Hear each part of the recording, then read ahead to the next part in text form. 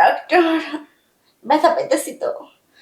আরে আপনি সারেন তো অনেকক্ষণ ধরে পা ধরে রয়েছেন, আমি বুঝতেছি না পা ধরে কোনো লাভ নেই। আমি আসলে আপনি যেটা ভাবতেছে ওই কোয়ালিটির ছেলে আমি না। আপনি সারেন তো, করেন তো। ভাই আমার খেতে কাছে যত বিল হইছে সব আমি দিতে রাজি আছি।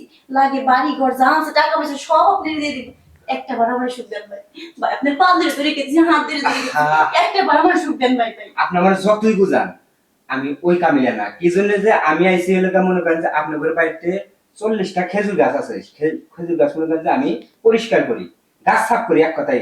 ঠিক আছে, যে গাছ সাফ করছি আজ 3 সপ্তাহ ধরে, মনে করেন যে সাহেবের কোনো গদিস নাই, খোঁজ নাই, তাই না? যখন আসি আপনি খালি করেন যে এলাকা বাসায় নাই, এলাকার ডাক্তার মানুষ চেম্বারে অমুক জায়গায় তমুক জায়গায় হসপিটালে। এমন মনে করেন যে আজকে টাকা নিয়ে আইসি, মনে করেন এই সাইডে গাছ সাফ করতে একটু দেরি হলে তো তেগুলো যাওয়ার সময় টাকাটা নিয়ে যায়, কিন্তু টাকা নিবেন না এসে যে এত কাহিনী এত আমি তো তা জানি না। আমার পক্ষে সম্ভব না, টাকা দিলে দিবেন, না দিলে নাই। আমি ভাই সত্যি কথা বলতে কি আমি এতদিন যা বলছি সব মিথ্যা কথা। আসলে আপনার সাহেব কোথাও যায় নাই, আপনার সাহেব বাসায় আছে। কিন্তু সারাদিন কাজ করে, রাত 10টা 11টার সময় আসে, আইসে করে খাওয়া দাওয়া করে সিট ফারান্দে ঘুমায়, একটু সময় আমার দেয় না। আমি যতটুকু জানি সাহেবের ডাক্তার নয়, ডাক্তারদের এলাকা সবকিছু শক্ত থাকে, কারণ তারা মানুষের চিকিৎসা দিয়ে থাকে, মানুষের দুর্বল থাকলে ওরা শক্ত বানায়। আর নিজেরটা দুর্বল নাকি? আমি এটা জানি না ভাই, জানেন না সারাদিন বেরোর জন্য আমি কি সুন্দর করে সাইজে কেটে বসে দেখছেন আমার কি পোশাক, আমি কেন আমি পাগলের মতো থাই। আর কত সুন্দর করে সাইজে থাই, তাও আমার কাছে আসে না ভাই। আপনি কিছু একটা করেন ভাই, আপনি আমার ধর্মের ভাই। আহা, আমি বুঝছি আপনি কষ্টটা কোন জায়গায়। নারী মনে করেন যে যে টাকা পয়সা অর্থ সম্পদ সেই লোকের বা বিয়ে করে না।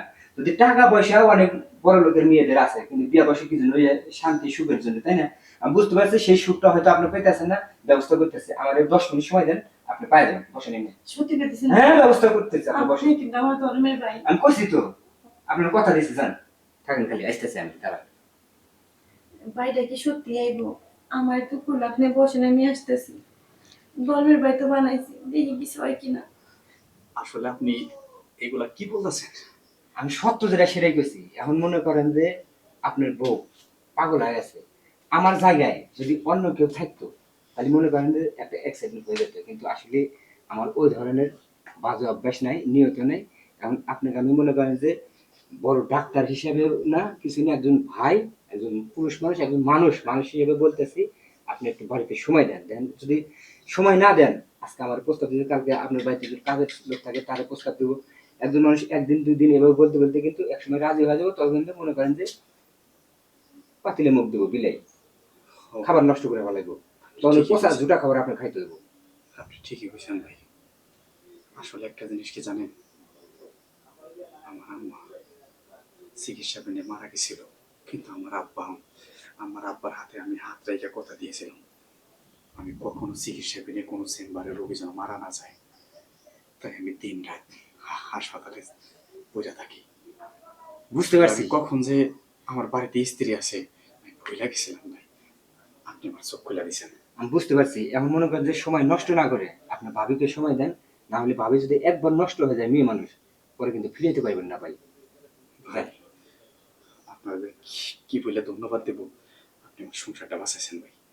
আসলে ধন্যবাদ দিয়ে আপনার আমি না, মনে গর্ব সমস্যা করতেছি নেই। না। এটা আমার একটা কর্তব্য। আমি মানুষ, আপনি মানুষ, আমিও মানুষ। আপনি যান, জায়গা ওটা সমাধান করেন, আর যতটুকু পারেন ভাবিকে সময় দেওয়ার চেষ্টা আচ্ছা, করেন। ঠিক আছে ভাই। ঘর ঠিক, সব ঠিক। হয়, ঠিকই হয়েছেন, আসি ভাই। জানবে, যাক, অন্তত মানুষের উপকার করলে। এই দেখো, গরিবের কপাল কারে কয়, হ্যারে উপকার করবে যে আমি যে টাকা পামু সেই কথা কই বললাম না। গেল বার না, এই সময় যাওয়া ঠিক হবো না। এই সময় গেলি পারে তারা তোলকা মনে হয় যে টিমে লেগে গেছে। আমি গেলি পারে ডিস্টার্ব হবো, ভাবি মনে কষ্ট পাইব, সাহেবেরও ডিস্টার্ব হবো না। টাকা কিন্তু আমি পরে এসে নিয়ে যাবো নি, আমার টাকা রেডি করে রাখেন। তুমি আইছো, তোমার জন্য খাবার টেবিলে ভাত আছে, খাও খাও। শোনো, ভাত তো খামই, আজকে আমার স্ত্রীরে খুশি কইরা এরপরে ভাত খাম। এই যে তাকাও আমার দিকে, আরে একটা বার তো তাকাও। তোমারে রোজ রোজ ফাঁকি দিয়ে আমি কি চেম্বারে যাই না? আর যাবো না। দেখো তোমার এই নাকামতে আমি আর ভরবো না। আচ্ছা বাবা, হইছে, সরি। একটা মানুষ সরি বলে তো তাকে ক্ষমা করতে হয়। আর আমি তো তোমার হাজবেন্ড। দেখো আমি তোমার সাথে যে কাজগুলো করছি আসলে আমি অন্যায় করছি। আসলে প্রত্যেকটা স্ত্রী তার হাজবেন্ডের কাছে সময় চায়, কিন্তু আসলে আমি রোগী নিয়ে পয়লা থাকতে থাকতে তোমার এক বিন্দু সুখ দিতে পারিনি।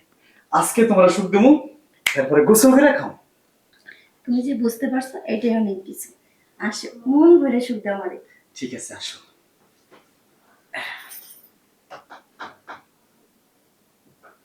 তুমি এত সুন্দর চিকিৎসা জানো, বাহিরে খালি চিকিৎসা করো, তবে ঘরে যে একটা রোগী আছে একটু চিকিৎসা করো না, ভালো করে চিকিৎসা করো। আচ্ছা ঠিক আছে, তুমি কোনো চিন্তা করো না। আজকে থেকে তুমি আমার রোগী, আমি তোমার ডাক্তার।